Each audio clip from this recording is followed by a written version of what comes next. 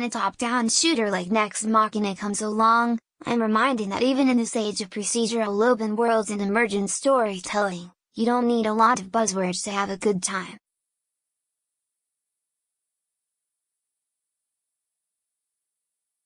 Its 5 stages of simple, fast, sometimes frantic bot blasting can be daunting to the unprepared.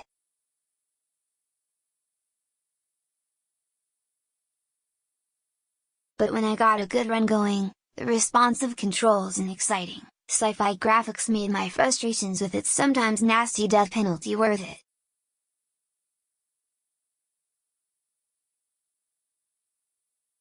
Each stage is divided up into rooms where you have to defeat several waves of robotic enemies, optionally saving defenseless humans to increase your score, before proceeding to the next.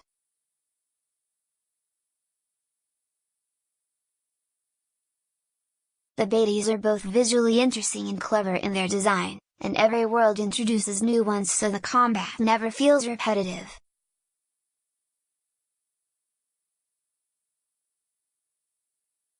Like in one of developer Housemarque's previous games, Resogun, saving the human hostages adds a sense of urgency and encourages you to take risks and get aggressive.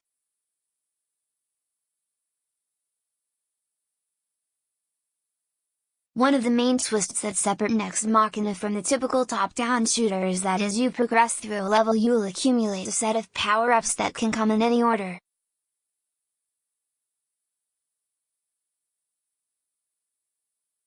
These include increasing your weapon spread, granting you a single hit shield, normally you die from taking a single hit, and upgrading your dash from a speedy escape tool to an attack that deals explosive damage.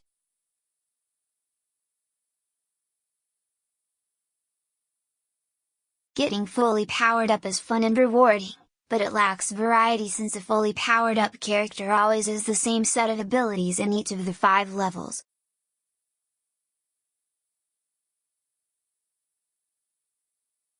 The way the power-ups work with death also lends itself naturally to a sort of failure spiral that I wasn't especially fond of.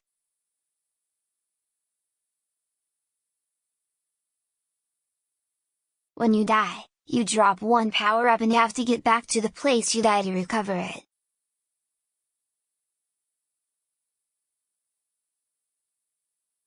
Corpse runs are a fine challenge, except that if you lose all your lives and are forced to use a continue, you lose all but one of your power-ups.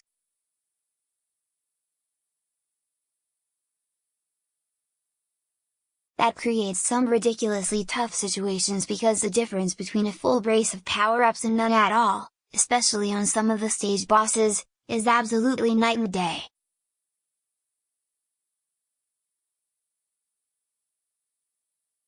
More than once, this forced me to restart a level because I died at or just before a boss, after having slogged through over a dozen extremely challenging rooms, and simply didn't have enough mobility or firepower to have the slightest chance of coming back from that to win.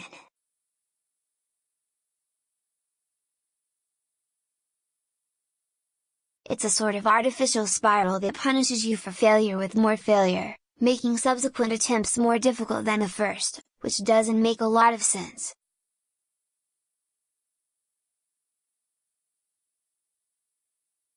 Expect a lot of restarts to get that one perfect run on higher difficulties.The art really steals the show from level to level, acting as a bit of a bomb on the grind of getting demolished over and over as you learn the ropes.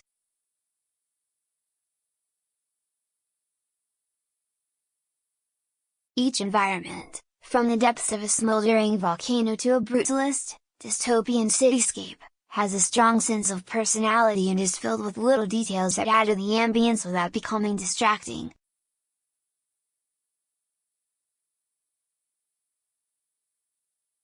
The enemy designs are simple but effective, with distinct silhouettes that let you quickly distinguish which ones are dangerous in which specific ways while there's utter chaos unfolding all over the screen.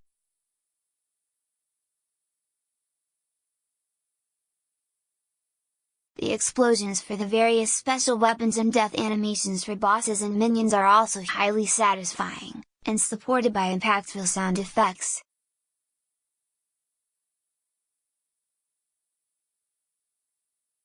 depending on the difficulty level and your own skill. It might take you anywhere between 3 and 10 hours to beat Nex Machina's arcade mode, in which you play through all the levels in order.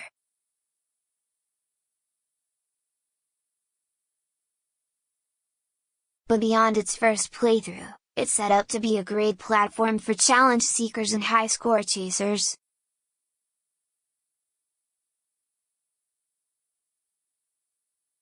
The most interesting of these is Arena Mode, which challenges you to complete a single level with some kind of modifier. Enemies are sped up, or having to complete the level in a limited time, awarding you bronze, silver, and gold medals for meeting certain score thresholds.